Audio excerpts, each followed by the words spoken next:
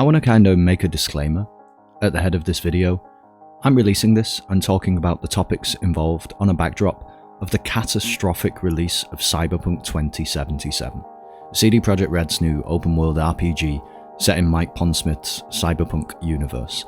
This video is not intended to be a review of that game, and despite any glory and/or lack thereof you might see in the gameplay on this video, I am not attempting to critique the game. I probably will at some point. I have over 100 hours playtime now in the game, and if I think I can offer something, say something that hasn't been said, or at least hasn't been said much, then I'll probably contribute in that way, give some opinions, but not today. I should also be completely transparent, I really enjoy Cyberpunk. I've been able to play the game, and I'm thankful for it. I think it's pretty good. I'm also fully aware of its flaws.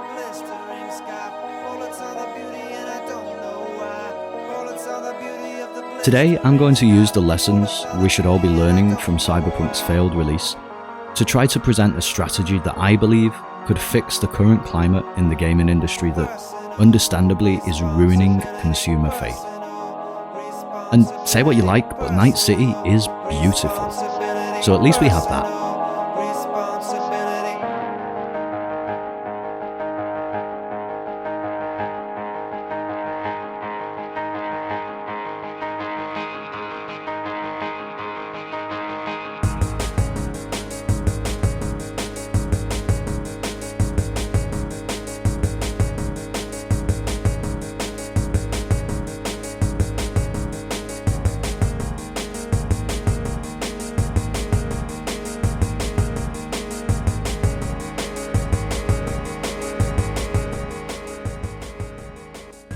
Most of you watching will already be aware that Cyberpunk 2077 was announced way back in 2012.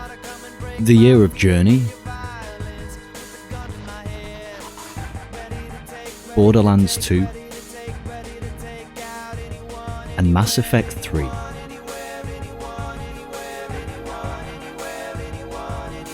Importantly, even though the game hadn't really started anything that could be considered development, which, we're coming to that.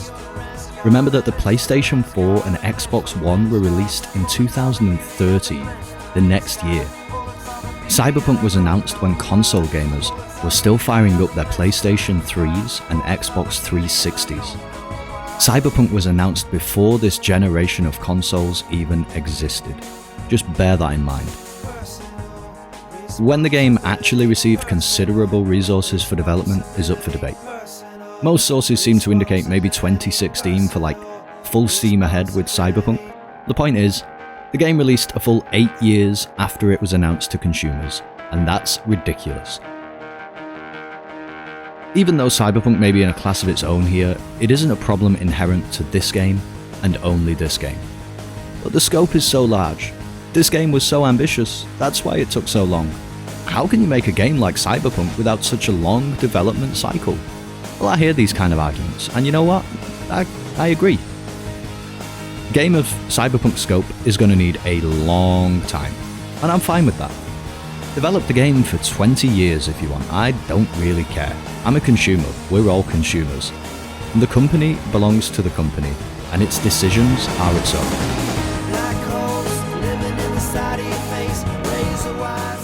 The real issue here is not the development cycle, but the marketing cycle, let's call it that. It's a problem that the video game industry just can't seem to shake. Games are announced way before they need to be. Often, by the way, the announcement of a huge release like Cyberpunk sees a rise in share prices and a profit for investors, so there's that. I mean, take every cynical view of that you like. In fact, I would encourage it. Hype is a massive money spinner for the games industry and its related industries. There's no denying that, it's just the way it is. So we end up with a situation that goes kinda like this.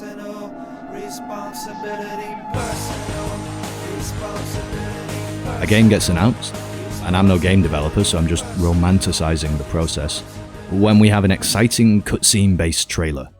But the actual meat of the game is just a load of weird lines of code that doesn't really mean anything yet.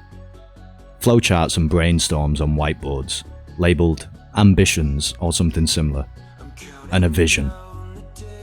So why is this product being announced? It's not that it isn't finished at the time of its big reveal, but more often than not, the game barely even exists.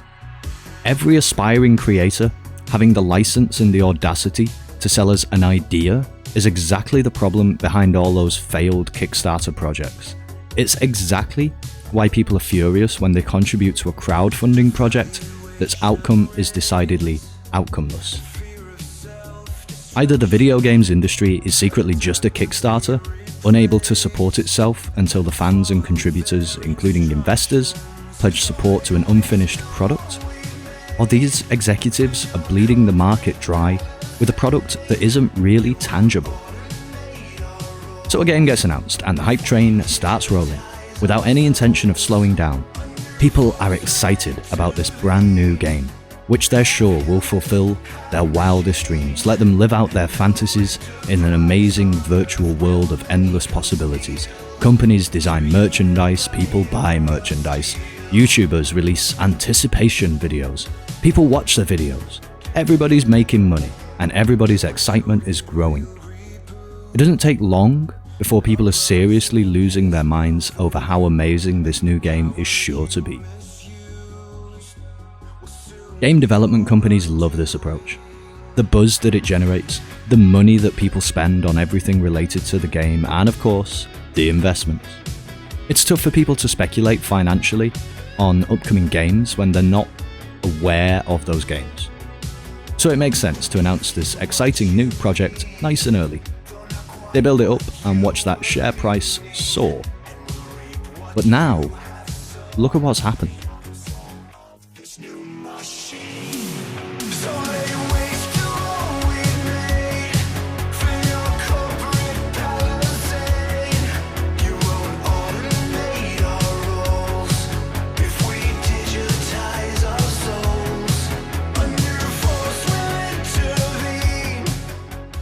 At a certain point, failed projects and misfires begin costing companies money thanks to the sheer weight of consumer anger and lack of faith. So let us for a moment imagine a superior world, one wherein games are not announced when they're an attempt to encourage investor speculation and excite their pre-order happy fans, but one in which industry creators announce a product because they're proud of it.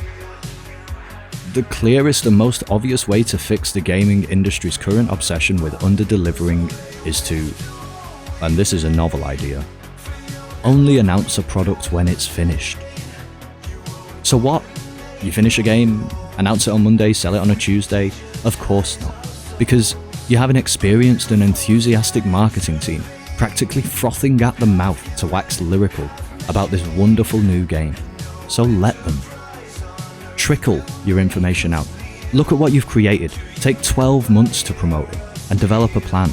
Your January focus can be those awesome RPG mechanics you've built. Devote some time to the lore of your world in February and have some high-resolution cinematic footage to keep us going in March, etc. All the while, the developers, the people who actually make video games, the people whose skills and expertise are the very reason that we all want to kill T-posing tiger claws in Night City casinos, can get to work. Fix a couple of bugs, if there are any, or work on those additional features, the ones that could get introduced in some DLC. If you're desperate, set some of the team to work on the brand new product, have it ready sooner, or just add in surprise features. Imagine the positive reaction you'd receive for well-implemented, unannounced additions to your game. The idea that a marketing team employed to sell a product and the development team employed to create a product set to work on the same game at the exact same time is ridiculous, and it's ruining video games as an industry. We're left with bonkers marketing that doesn't make any sense, that isn't reflective of the game we're being sold, and a build-up of hype that can get so swollen that games are released as unfinished, clunky messes way before they deserve to have a price tag. This can and will spiral out of control if it's left unchecked. Some people will argue that it already has. People run companies, and yes, development teams need deadlines, but that's an internal thing. Perhaps these incredibly successful, tremendously profitable AAA games companies simply can't run an effective operation without the peer pressure of consumers. Does anybody else think that's kind of weak? But what can we do? How can lowly mortals like us seek to change the habits of these huge, multi-billion-dollar companies? They're still multi-billion-dollar companies, after all. For one, just stop pre-ordering games altogether. We don't need to, so refuse. Just imagine if the next AAA title that gets announced received exactly 0 pre-orders. The chaos that would ensue, the screams of horror from the development companies as they try to understand why nobody is buying this thing that they don't have access to yet. And all those years and years spending a fortune on marketing that's just producing nothing. Well, you better not do that again. How many investors are actually contributing to this product based on the sales you've made rather than speculating? It's tricky to define, obviously, but there might well be a decent difference. We need to develop an immunity to the hype. The first step in doing so is acknowledging it and then rejecting it. We're on a good path though, it has to be said. After Cyberpunk's monumental cock-up, there's no way that the average console gamer would allow a review or trailer to make them part with their hard-earned money until they're sure that they've also seen their console running this game. At the very least, you have to imagine that most self-respecting media organizations will simply refuse to review a game without having access to its different versions, or at least make it very clear that these versions have been withheld and use Cyberpunk 2077 as the evidence that this is a massive red flag. Reviews both on large industry-related websites and those posted on YouTube need to be much more careful about what it is that they're telling people. IGN is always going to be a pain, and you should stop going there exclusively for your info, but content creators and social media reviewers need to be aware. That £60 product that you're saying is the best thing in the world ever, that's a must-own before you've really finished it, before you've even tested it running on multiple platforms, before you've pushed it to its limits, might cost somebody out there every piece of disposable income that they have for a month or longer. Integrity should be the guiding principle of a review, but it so rarely is. So Cyberpunk, we called them out, we said it's unacceptable, but we should never have come this far in the first place. The passion of gamers, cheering and clapping at E3 when the next new title is teased, is genuine. People love their games, and there's no reason to stop loving your games. Cyberpunk should be our wake-up call. We shouldn't accept half-baked games anymore. If we stop buying games before they're finished, then maybe, just maybe, there's a chance that people will stop trying to sell them to us in that state. City of